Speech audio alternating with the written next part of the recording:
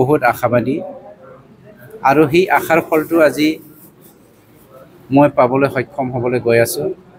আমাৰ হাইকমাণ্ডে মোৰ ওপৰত যেনেকৈ বিশ্বাস কৰি পেলাই মই সেই বিশ্বাসৰ ফলটো পাৰ্টিক দিবলৈ সক্ষম হ'বলৈ গৈ আছোঁ।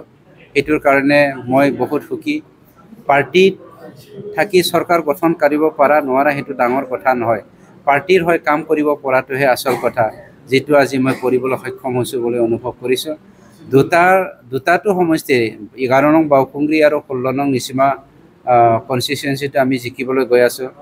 আমাৰ 11 নং বাওকুংগ্ৰীত বৰ্তমানলৈকে 10,000 ফেমিলি আমাৰ লগত জড়িত হৈ আছে আৰু 16 নং নিচিমা সমষ্টিত আমি 10,500টা ফেমিলি আমাৰ লগত সম্পৰ্ক ৰাখিছে আৰু UPPL দলত যোগদান হৈছে।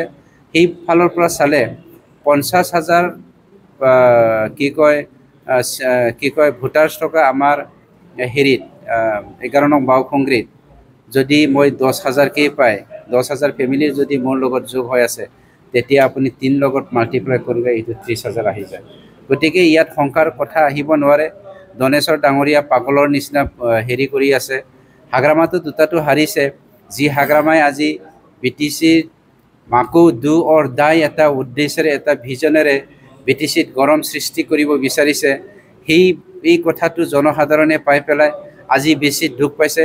আকৌ হাগ্ৰামাই যোৱা 17 বছৰত হাগ্ৰামাৰ দিনৰ যিটো পৰিস্থিতি হৈছিলে, হাগ্ৰামাই আহিলে আকৌ তেনেকুৱা পৰিস্থিতি আহিব নেকি বুলি ভয়ত সকলো জাতি জনগোষ্ঠীয়ে এখেতক এৰি পেলাই মানে 100% এৰিবলৈ গৈ আছে আৰু UPPL দলক ছাপোৰ্ট কৰিবলৈ আহি আছে। মই ভাবোঁ হাগ্ৰামাই তেনেকুৱা 3 তাৰিখ 5 বছৰে দি আহিছে। মই নাজানো কোনটো মাহৰ 3 তাৰিখৰ কথা কৈছে। মই এটা কথা আপোনালোকক কৈছোঁ, 22 তাৰিখে ৰিজাল্ট ওলাব। 22 তাৰিখে ইলেকশ্যন হ'ব, 26ৰ ৰিজাল্ট হ'ব।